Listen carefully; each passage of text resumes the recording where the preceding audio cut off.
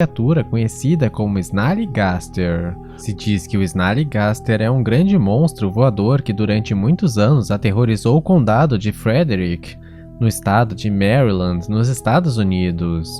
Ele parece um dragão, mas se diz que é metade réptil e metade pássaro. Habita geralmente nas profundezas de cavernas da região. E quando sai de sua moradia, voa pelos céus, descendo silenciosamente e roubando animais de fazendas, ou mesmo crianças. Essa área dos Estados Unidos foi colonizada por imigrantes alemães em 1730. E nessa época, esses recém-chegados já começaram a ter contato com essas criaturas. Eles o chamaram de Schnellergeist, que significa espírito veloz. Falavam desde muito tempo atrás que esse monstro sugava o sangue de suas vítimas e que possuía um inimigo na região, chamado Duaio. O Duaio seria um mamífero bípede com traços de lobos, mas com uma postura e estatura de um ser humano. Dizem as lendas mais antigas que essas duas criaturas tiveram encontros violentos na época da fundação do assentamento pelos imigrantes alemães. O Snallygaster é tão popular nessa região que possui várias descrições diferentes. Algumas dizem que seria na verdade uma besta metade réptil, metade pássaro, às vezes com um bico metálico e dentes afiados como navalhas. Outras vezes até mesmo possuindo tentáculos. A questão por trás do Snallygaster é que essa entidade praticamente viveu como uma lenda na região até 1909. A partir desse ano ela sai do mundo das lendas e adentra o da realidade. Várias histórias de avistamentos dessas entidades apareceram em jornais nesse ano. Os primeiros encontros dos moradores do condado de Frederick com essa entidade aconteceram em fevereiro e março de 1909. Eles descreveram terem avistado uma entidade com asas enormes, bico longo e pontudo, garras com ganchos de aço e um olho no centro da testa. Disseram também que emitia um grito como um apito de uma locomotiva. Um artigo de jornal de 1909 dizia que um homem teria sido capturado pela criatura voadora, que cravou suas presas na jugular da vítima e sugou o sangue antes de soltar o corpo sobre uma colina. A história se espalhou pelo país, ao ponto de o presidente americano na época, Theodore Roosevelt, considerar adiar uma viagem internacional para ir pessoalmente caçar a fera. Nesse momento, relatos começaram a vir de todo o país. Em Nova Jersey, pegadas da criatura foram encontradas na neve. Na Virgínia Ocidental, a fera voadora quase capturou uma mulher, e depois foi encontrada habitando em um celeiro de uma fazenda, tendo inclusive botado um ovo do tamanho de um barril. Outros avistamentos ocorreram por outros cantos do país, mas depois simplesmente pararam, por 23 anos. Mas quando parecia que o fenômeno havia terminado e todos haviam esquecido, tudo se reiniciou. Novamente apareceram em Frederick County, Maryland, relatos de um Snallygaster. Acreditava-se na época que um Snallygaster viveria por 20 anos, então os avistamentos dessa vez seriam de filhotes das criaturas avistadas em 1909. Vários jornais publicaram os relatos das testemunhas, mas logo depois espalhou-se a história de que o Snallygaster teria morrido após ser atingido pelo vapor de uma destilaria e cair do céu em um tanque, com 2.500 galões de álcool, na época da lei seca nos Estados Unidos, que proibia a venda de bebidas alcoólicas. Dizem então que logo em seguida agentes do governo teriam vindo e destruído o tanque e a carcaça do animal. Desde então não surgiram novos relatos, até agora. De florestas. Seu nome é Ahou. O Ahou, também conhecido como Atoll, é uma criatura que se diz habitar nas partes mais profundas das florestas da ilha de Java. Dizem que essa criatura se parece com um morcego gigante ou um macaco com asas. Possui um rosto parecido com o de um chimpanzé, com alguns traços de morcegos. Possui focinho longo, asas grandes avermelhadas e uma crista longa e fina. Seu corpo é coberto de pelo cinza e seus antebraços são armados com grandes garras. Além disso, em seu rosto dizem que existem olhos grandes e negros. Se diz que o Arrow possui asas que juntas somam de 3 a 4 metros de largura. Se alimentaria de animais de diferentes tamanhos que habitam onde essas criaturas vivem. Além disso, peixes grandes são geralmente relatados como sendo um de seus alimentos prediletos. Dizem que essas criaturas atacam humanos, não para se alimentar, mas para defender seus territórios, caso esses os invadam, pois dizem que os Arrows são extremamente territoriais e agressivos, matando pessoas com suas garras grandes e afiadas, principalmente se o ataque for durante a noite. O nome do Arrow viria justamente dos gritos aterrorizantes que essas criaturas emitem durante a noite, que se assemelham a Arrow. Mas nem só em florestas essas criaturas vivem. Dizem que elas podem ser encontradas também em montanhas. Só é extremamente difícil de encontrá-las, por serem muito raras. Apesar disso, um naturalista teria visto a criatura 2 vezes, em 1925 e 1927. Em uma delas, ela teria voado diretamente sobre a cabeça dele. Esse é considerado o principal encontro com essa criatura, ao menos entre os encontros em que houve sobreviventes para contar as histórias. Há quem diga que o rosto dessa criatura não só lembraria o de um primata, como seria idêntico a de um ser humano. Além disso, algumas pessoas dizem que eles teriam pés que apontam para trás. Céticos tentam explicar esses encontros com o Arrow, dizendo que seriam na verdade um tipo de morcego, desconhecido da ciência, talvez um morcego gigante. Já outros, nem tão céticos, dizem que seria um primata voador desconhecido da ciência, ou até mesmo um pterossauro, um dinossauro voador extinto. Seu nome é Pilchen. O Pilchen é um tipo de metamorfo, ou seja, pode assumir várias formas corporais diferentes. Geralmente toma a forma de uma gigantesca serpente alada, mas também pode ser encontrado sob a forma de outros animais e até mesmo sobre uma forma humanoide. Mas se diz que, independentemente da forma que assume, seu corpo seria coberto de grama, arbustos, chifres e outras estruturas salientes. Segundo os relatos, um Pilchen possui incrível longevidade e grande força física, podendo até mesmo derrubar árvores de grande porte que estiverem em seu caminho. Se diz que também poderia gerar gigantescas ondas quando estivesse dentro da água, capazes de destruir qualquer embarcação que estivesse pela área. Sempre que um deles está por perto, é costume ouvir sons de assobios agudos, pois se diz que eles emitem esse tipo de som. Normalmente os Pilchens são relatados habitando próximo a rios e lagos. Ali a sua presença costuma causar pânico nos moradores, não somente pela destruição que podem causar, pois dizem que também produzem substâncias tão irritantes que, quando transmitidas através do ar ou da água, causa erupções cutâneas semelhantes à sarna. Não é impossível, mas é extremamente raro que essa entidade casse seres humanos para se alimentar de seu sangue. Normalmente, esse ser se alimenta do sangue de ovelhas, cabras e outros animais dessas regiões, paralisando-as com seu olhar antes de atacá-las. Sempre que o gado começa a enfraquecer sem causa aparente, dizem que há um Pilchen por perto, se alimentando na região. As pessoas também podem saber onde o Pilchen esteve, porque ele deixa vestígios de sangue através dos excrementos vermelhos que escorrem das árvores onde ele vive. Quando sua presença é detectada e confirmada, somente um xamã Mapuche pode combatê-lo, conduzindo uma cerimônia mágica para expulsá-lo.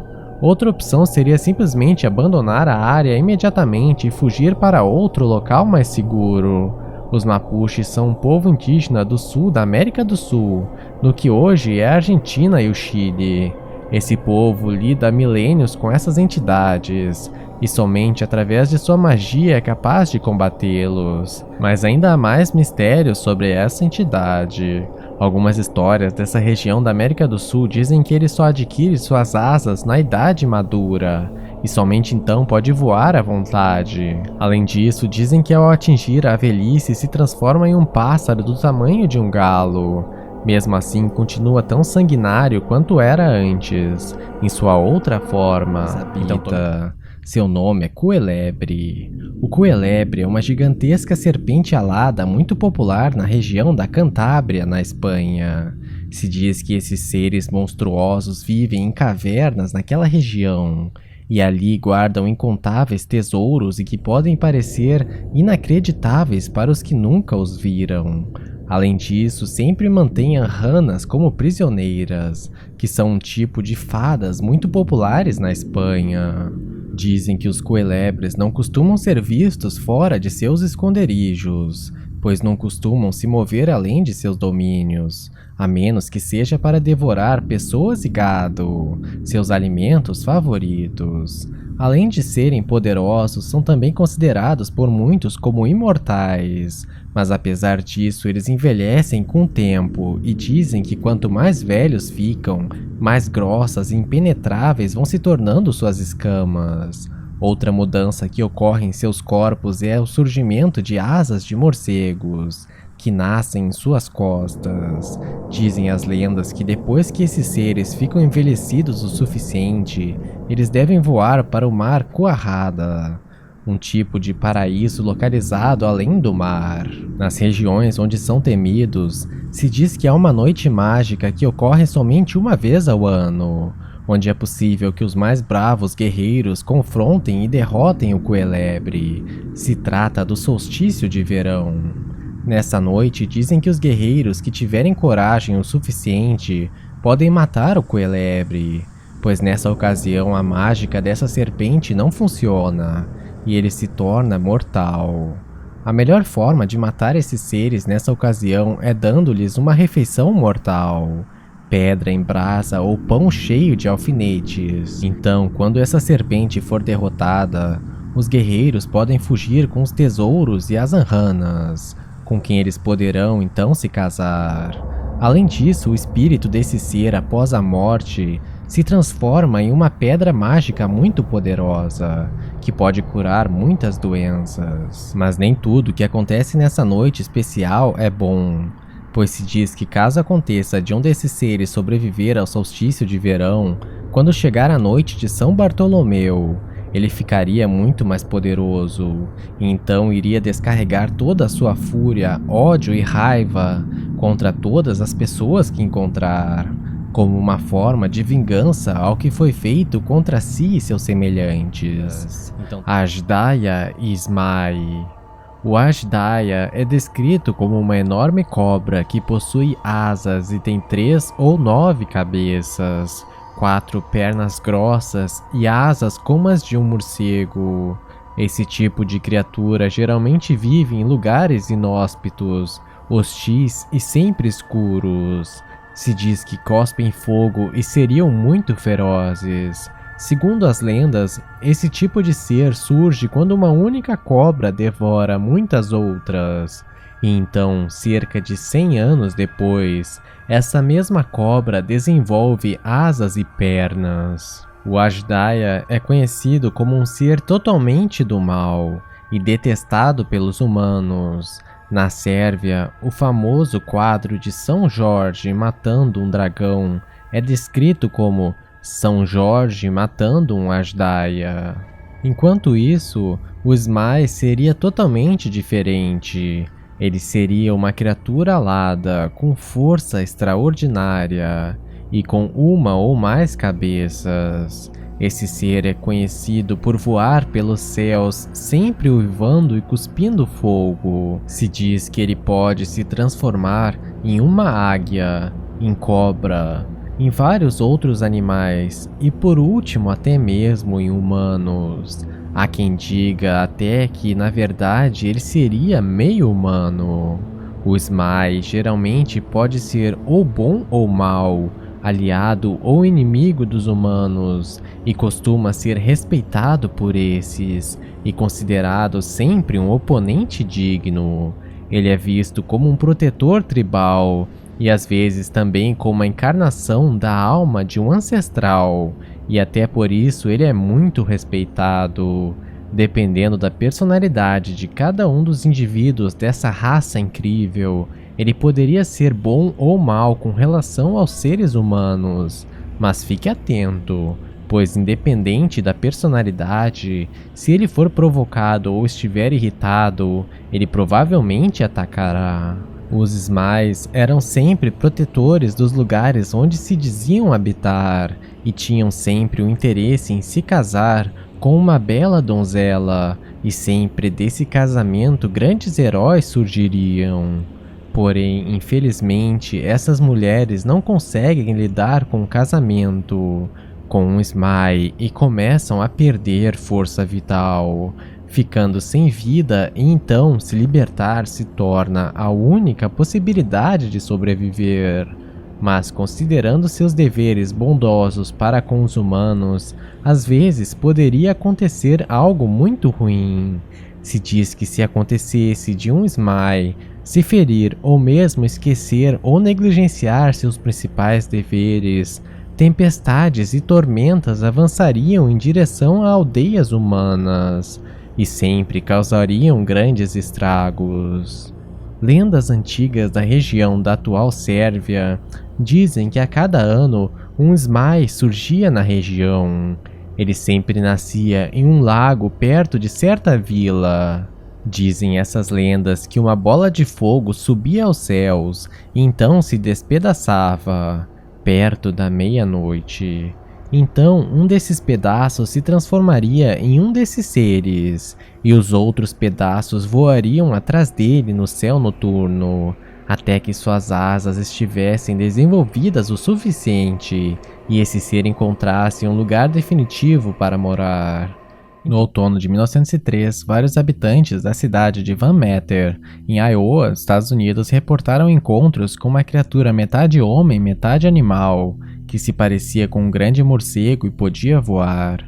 A pequena cidade de 900 habitantes foi pega de surpresa quando, em 29 de setembro de 1903, um vendedor da cidade voltava para casa à noite, quando todos já dormiam. De repente, ele viu uma luz no topo de um prédio na rua principal da cidade de Van Meter.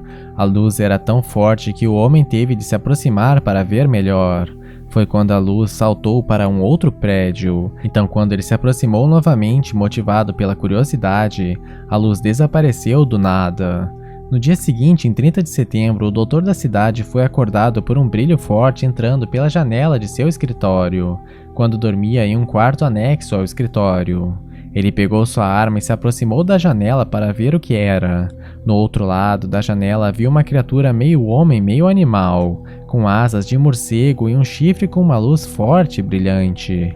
O doutor, assustado, atirou 5 vezes na criatura, mas ela simplesmente desapareceu do nada. Os encontros não pararam por aí, e no dia 1º de outubro, um caixa de banco foi surpreendido pela mesma criatura, durante a noite. Como possuía uma arma, atirou, mas ela logo desapareceu. Menos de 24 horas depois, um comerciante foi acordado por um som estranho de algo sendo raspado. Pegou sua arma e foi até a janela. Foi quando viu algo sobre o poste telefônico. Ele atirou no animal besta, mas no instante seguinte ele foi atingido por uma luz muito forte e um odor terrível tomou conta do ar.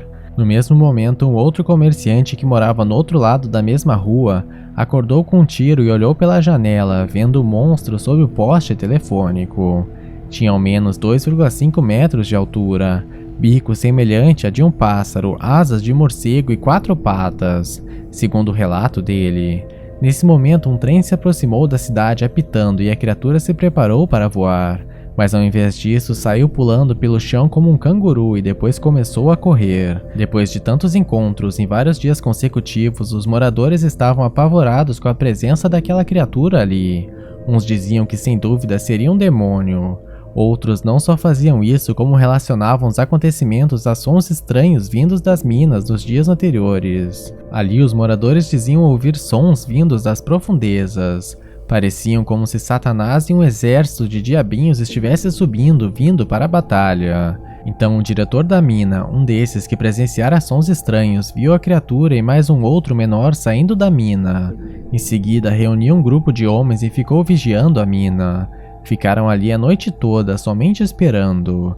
Finalmente, um pouco depois do amanhecer, as criaturas reapareceram. Então eles fizeram o que estavam prontos para fazer. Prepararam suas armas e todos atiraram muitas vezes em direção aos monstros. As duas criaturas desconhecidas entraram na mina e desapareceram lá dentro, sem jamais serem vistos novamente. Os habita. Seu nome é Balaur.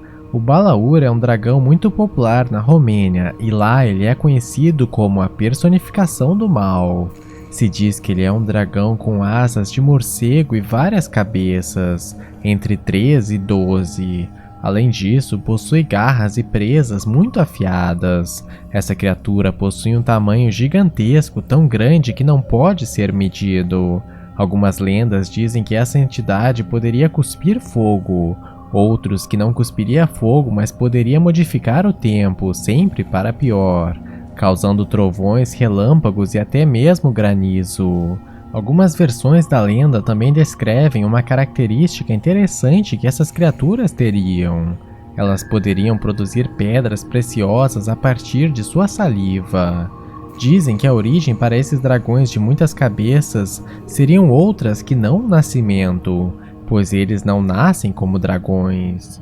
Na verdade, são serpentes que falharam em sua missão de picar seres humanos, não picando ninguém por 7 ou 12 anos. Então elas foram isoladas no subterrâneo. Lá começaram a sofrer transformações, ganhando uma cabeça extra para cada ano que permaneceram isoladas. Além disso, ganharam pernas e asas. Essa entidade aparece em muitas histórias antigas da Romênia, sempre como um vilão cruel e poderoso que é sempre muito perigoso e sequestra jovens mulheres e as leva para sua casa, onde também sempre guarda grandes tesouros. Então jovens corajosos devem se voluntariar para enfrentá-los. Mas isso é muito difícil, pois além de serem gigantescos, sempre que uma de suas cabeças é cortada, elas crescem novamente. Dizem que apenas 2 pessoas conseguiram vencer um desses dragões. Um deles é chamado de Fetfrumus, e o outro é o personagem santificado no catolicismo, conhecido como São Jorge. Mas há algumas variações para a lenda. Algumas os descrevem como dragões com uma única cabeça ou uma cabeça na frente e outra na ponta da cauda. Além disso, podem falar e raciocinar quase como seres humanos, os tornando, além de perigosos, extremamente traiçoeiros e ardilosos. Na verdade, alguns dizem que não haveria somente um tipo de Balaur, e sim 3, um da terra, um da água e um do ar. A Fênix é uma das entidades mais famosas das mitologias antigas, estando presente não só na mitologia egípcia, como na persa, grega e tantas outras. Ela é representada geralmente como uma ave de rapina com penas vermelhas ou amarelas, embora às vezes seja representada como um pavão em chamas. Quando ela voava, gritava com um choro melodioso e impossível de não ser reconhecido. Enquanto estava no ar, poderia cobrir o próprio corpo com fogo, e quando estava assim, os que estavam no solo pensavam estar vendo o próprio sol. Tamanho era a força de seu brilho. Ela é uma entidade muito poderosa. É descrita possuindo o tamanho de um pássaro, mas com força o suficiente para voar enquanto carrega elefantes com suas garras. Dizem as lendas que poderia viver 9 vezes mais do que um corvo, cerca de 500 a 1000 anos, e quando percebia a proximidade de sua morte fazia um ninho de canela, sálvia e mirra, em seguida incinerando a si própria, sobrando apenas suas cinzas. Então dessas cinzas uma nova fênix surgia, e ela pegava as cinzas restantes e colocava em um ovo feito de mirra, levando esse ovo então para Heliópolis, no Egito. Lá colocava-o sobre o altar. Dizem então que essas poderosas cinzas teriam o poder de trazer os mortos de volta à vida. Mas há também outras versões. A principal delas dizia que a fênix iria ainda em vida para Heliópolis, e lá ateava fogo em si própria, sobre o altar do templo do Deus Sol. Das cinzas então uma nova fênix surgia. Outra versão ainda dizia que o ovo surgiria das cinzas da fênix morta, e então uma nova fênix surgia. São várias as versões, até pela popularidade das histórias, mas independente da versão, há algumas características que são comuns a várias delas. Dizem que as lágrimas da fênix poderiam curar qualquer ferida ou doença, simbolizando para muitos o sol e o renascimento, pois o sol, assim como a fênix, morre em todos os entardeceres e renasce em todos os amanheceres.